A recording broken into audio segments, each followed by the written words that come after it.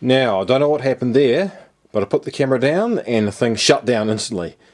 And then I wiggled the socket and it came back on and it said hard drive repairing error data or something. And so hopefully the previous section of the video is okay. It says it's recording, so obviously it's still working. Okay, now here's me trying to pull the back off when the set actually comes out the front. So, Jesus. Yes, it's been a very, very long week. I won't go into it, but it has been a rather long week. Alright, I don't want to put this down because the damn thing might turn off again. I'm just going to gingerly put this thing down. Hopefully it doesn't turn off on me. You can look at my Trio 100 megahertz scope while you're waiting, or part of it anyway. Right, just going to slide this thing out of its cabinet.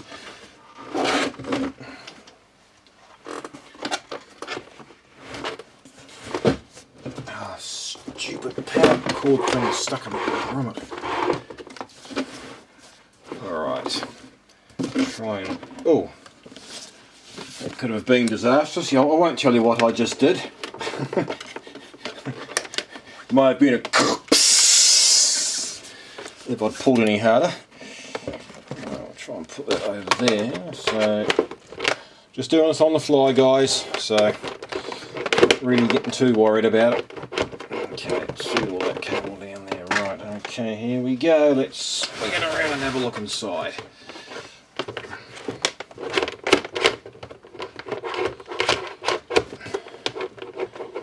I may edit this later anyway, but okay. As you now gingerly pick up the camera, and gingerly pick up the camera. Try not to just move that DC input socket too much, so it goes like it did before, and corrupt the bloody hard drive. Probably, no doubt, knowing my luck. Okay, so I've sort of dusted it out with the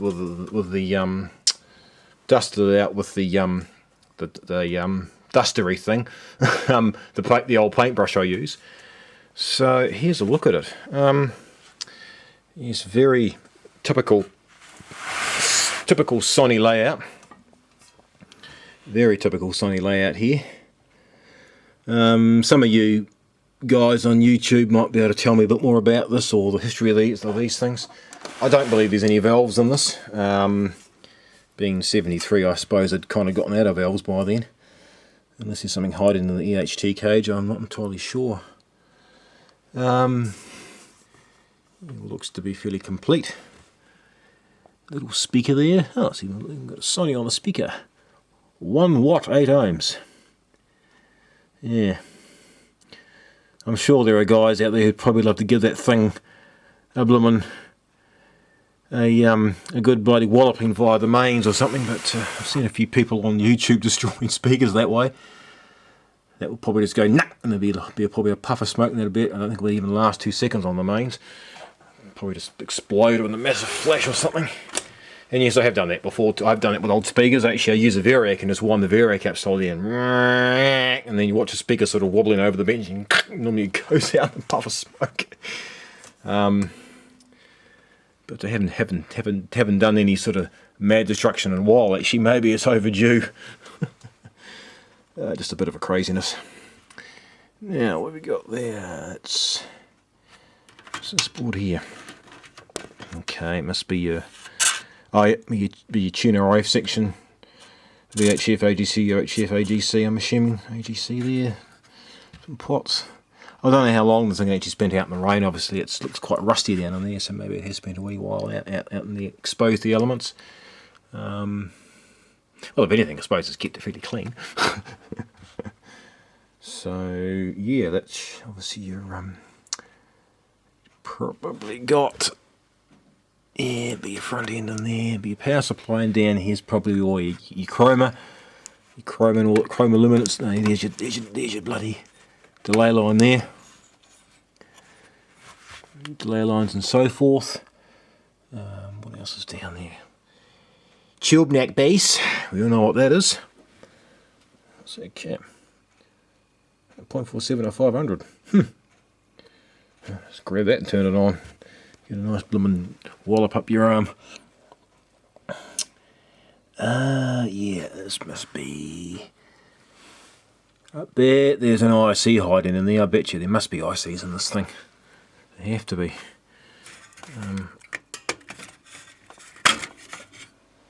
No, maybe not.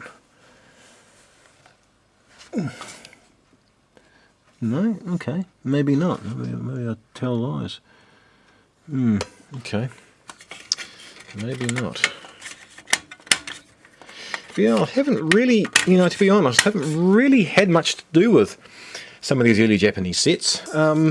We just, we just didn't. Well, I don't know how common they were in New Zealand, but I just didn't really see any, to be honest. Well, my servicing time, I service a lot of New Zealand-made TVs because there are heaps around, but some of the Japanese sets, not really, not had a lot to do with them, to be honest.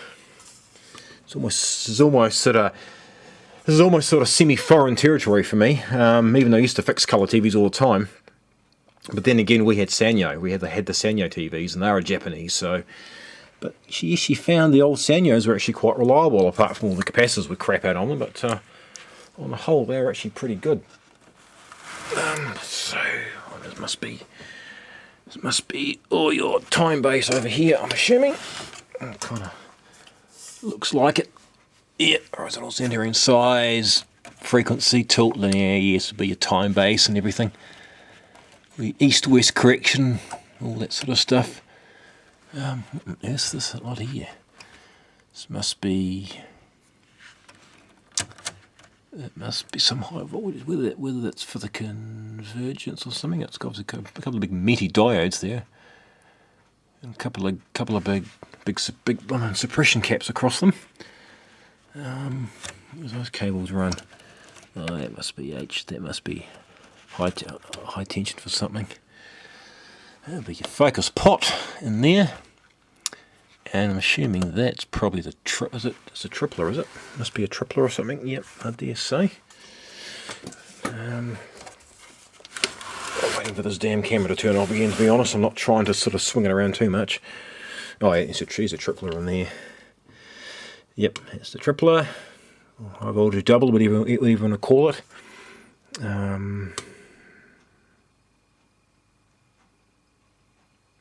Now, isn't this something to do with the... I'm sure this is to do with the Trinitron tube. There's some sort of high tension that drives... That's something to do with the way these tubes are designed. I'm pretty certain whether that's to do with the convergence or the focus or something to do with the Trinitron tube. I'm not entirely sure about that. I'm sure someone here will probably correct me on that, but obviously to do with the design of the tube of some kind. Again, a little bit foreign for me, this sort of thing, but I'm sure someone will answer the question. But yeah, quite interesting how they've got HT on there. Must be something under there, or whether it's to... Yeah. Oh, there must be like an anode clip on there. There has to be. And obviously it just clips onto it. Must be some high voltage in there of some kind. So yeah, I said I'm free to tell me what it is, guys, because I'm not said this is a vintage Sony TV as far as I'm concerned. Not too familiar with it. Must be a lineable transformer in there. How hard would it be to actually get the cover off? I'm just curious more than anything to see what's in behind that cover. Where's the screwdriver? Let's have a nosy in there if I can. While holding the camera, waiting for it to go pew! Let's see what's in behind here actually.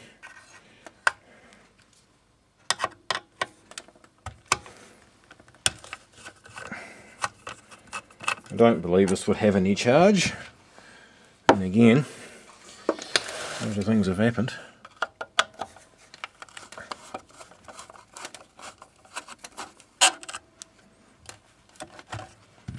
And two more screws.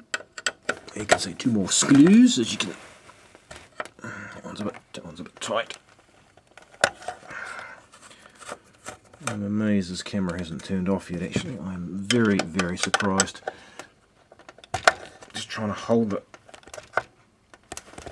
Okay, we've got a stubborn one here.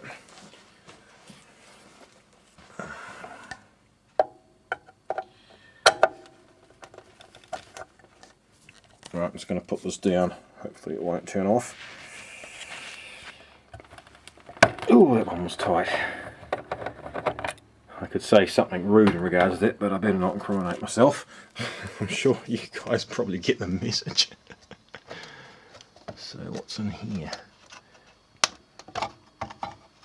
Ooh, a little opti, a little flyback transformer. Cool. Oh, I see, and it just clips onto there. It's quite neat, actually. That's quite cute. Cute little opti. Little flyback transformer. Oh, actually looks like it hasn't. It's got no holes blown on the side. There's no gunk or ooze or innards sort of spewing out. So I don't even know if this thing goes. Actually, probably will. Mind then again, it's been sitting outside in the elements, so who knows? Who knows what it's succumbed to? What's been sitting outside? Oh, the cabinet all falling away there. Okay.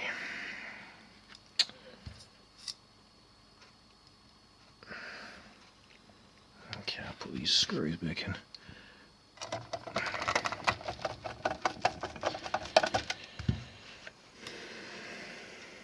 But I do believe that they did actually make some of the early Sony Trinitrons were hybrid, or they had valves in them, or I think was it valves in the EHT section, I believe. Again, someone can probably correct me on that.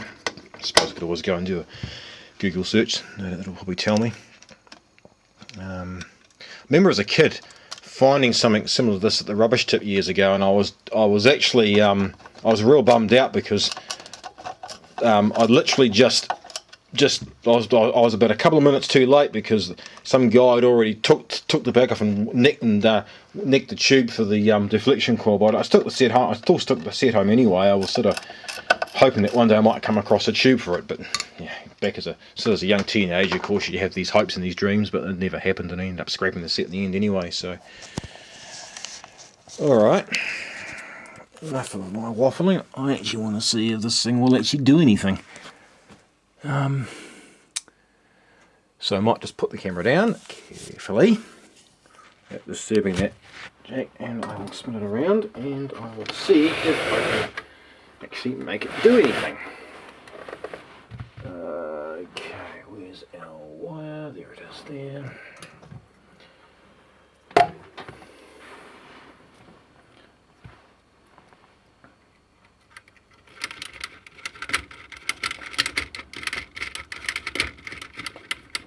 We're on VH. No, we need to be on the VHF one, not UHF.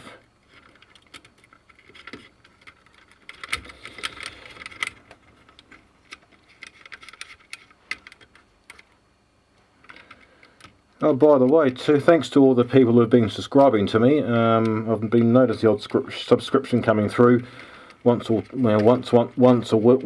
couple of weeks. So yeah, so thanks to all the guys who've been subscribing so far, and to the current subscribers who continue to watch my videos. I hope you do find them enjoyable, or at least learn something, or get some kind of entertainment value out of them. So yeah, just thanks in advance to all the guys who have subscribed to me so far. Hopefully this little video might sort of inspire me to do some more at some stage. But again, it all comes down to time and how I'm feeling, and it's quite hard these days to get in the mood to want to muck with old TVs. We've been fixing electronics all day, but again, this is kind of different. This is sort of electronics, but in a completely different vein. Okay, I've connected the aerial up. I suppose I better plug it into my Variac, my homemade Variac. Now, make sure that power's off, which it is, and plug it in. Alright, let's we're not reforming any filter caps here, we're just going to turn it on. So here we go, 1, 2, 3. Ooh, well, that's a start. Hey! Well, what do you know? It's got a picture on it. Alright. Well, that was kind of unexpected, but then again, not really surprised that it's actually working. It's actually okay. Whoops! Oh, you're joking! Bloody hell! Oh, hang on. I better turn that down because I'll be breaching YouTube copyrights, won't I? But anyhow, here's how the sound sounds.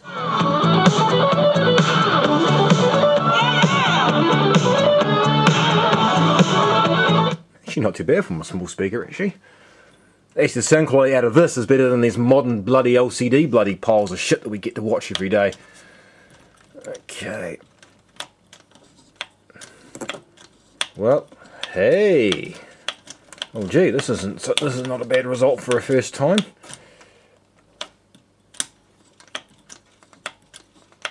Oh, that must be manky tuning. Hang on, there's something not right.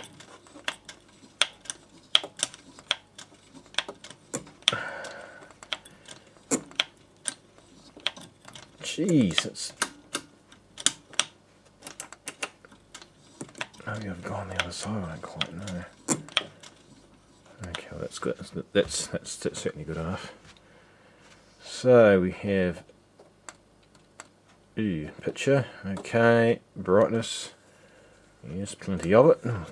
Well, certainly nothing wrong with the emission on the CRT, that's for sure. We have colour. No, okay. Okay, we have. Oh, hang on, what was that? What was that? There's a wee bit of colour just then.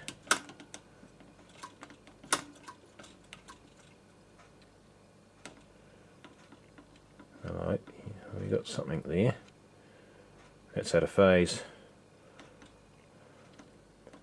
Colours. Okay, it must be something. Just let me put this down for a second and have it fiddle with this tuning.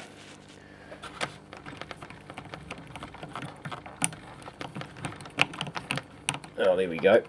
That's going the wrong way. No, that still doesn't look right. That's still... No, that's not right. Something not right there. There's actually no... Yeah, something not quite right there. Oh, there's a nice brief burst of it just then.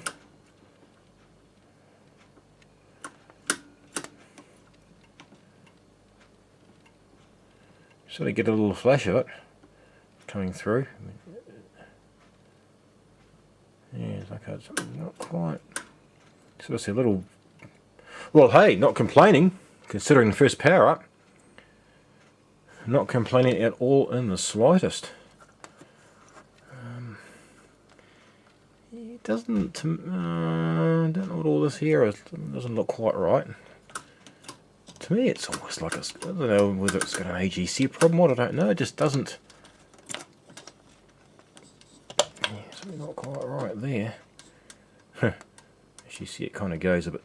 You see there, it definitely goes out of phase there. Or you can see I can see blue, see blue, red, and purple. It's definitely it's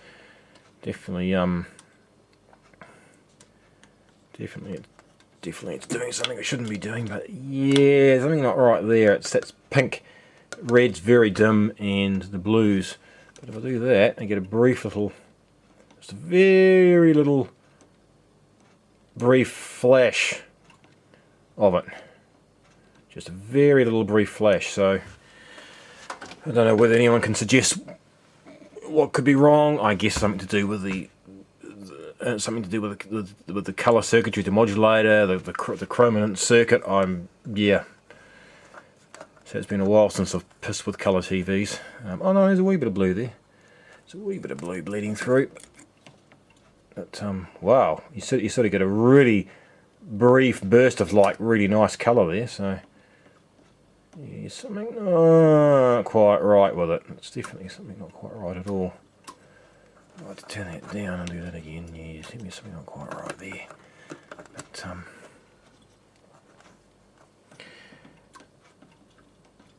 yeah, actually, you get a brief little like a brief second of like really nice clear colour, and then it just sort of disappears to shit. But hey, well, it's yeah. I mean, if this wasn't really mint condition, I'd be inclined to probably sort of persevere with it. But I don't know, to be honest. I mean, I don't know whether I'd find the time, to be honest, to even look at this thing. Look at that. You turn the colour up, and then it actually changes on its own. It's all right there, and then you turn it up, and it completely changes its. Completely swaps. Completely changes. Like the demodulating circuitry is altering or something. It's, yuck! It's definitely something not right there. Definitely going out of phase. Yuck.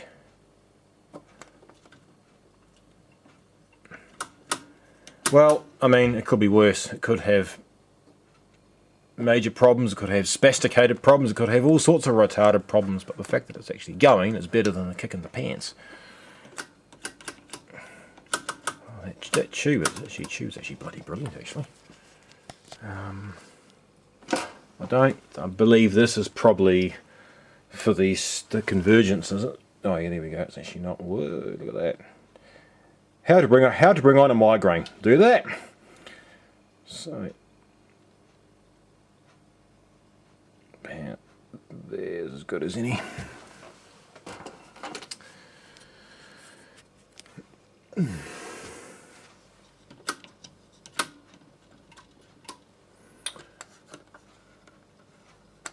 it's really strange how it does that.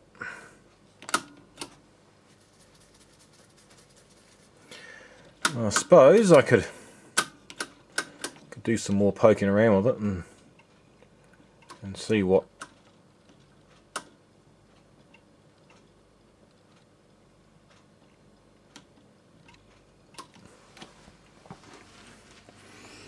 I don't quite know whether there are any real adjustments inside for any of this sort of thing, but it wouldn't surprise me if one of these pots is dirty or something, or due to whoa, that's just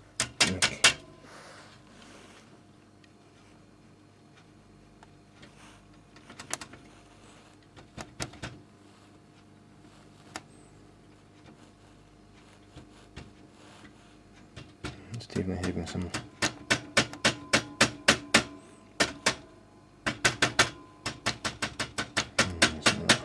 There. Chat, look at that. There's probably some dirty connection or something on there. Yeah, something not right there.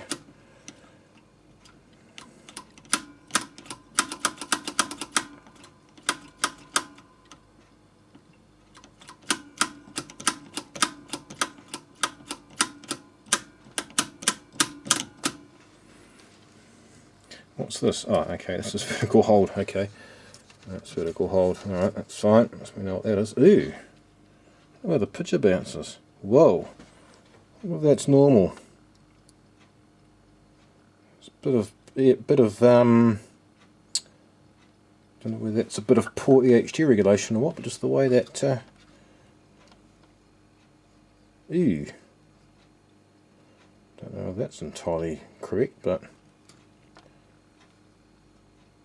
yuck. And by the way, it's the camera actually going out of focus, not the actual image. If the camera's doing anything strange. Ooh, what on earth's happening there? Hey, look at this. The grayscale's changing on its own. Look, it's gone. Look at this. It's gone all green now. It wasn't me. I didn't touch it. Yeah, look at this. Okay, so we have got some gremlins in this thing. But hey, it's been sitting outside, so who knows? In fact, it won't surprise me if actually the problems with the chroma circuit and the colour circuitry is probably all tied up. It's probably all part and parcel to why it's playing up. Yeah. Okay, well, I might go away and have a bit of a tweak on it, because I've just noticed we've got 25 minutes clocking over here on the camera. I might actually just do a couple of basic things on it and see if I can improve that picture. So, alright, well, I'll go for a little tinker and see if we can improve it any more. Alright, so stay tuned for more.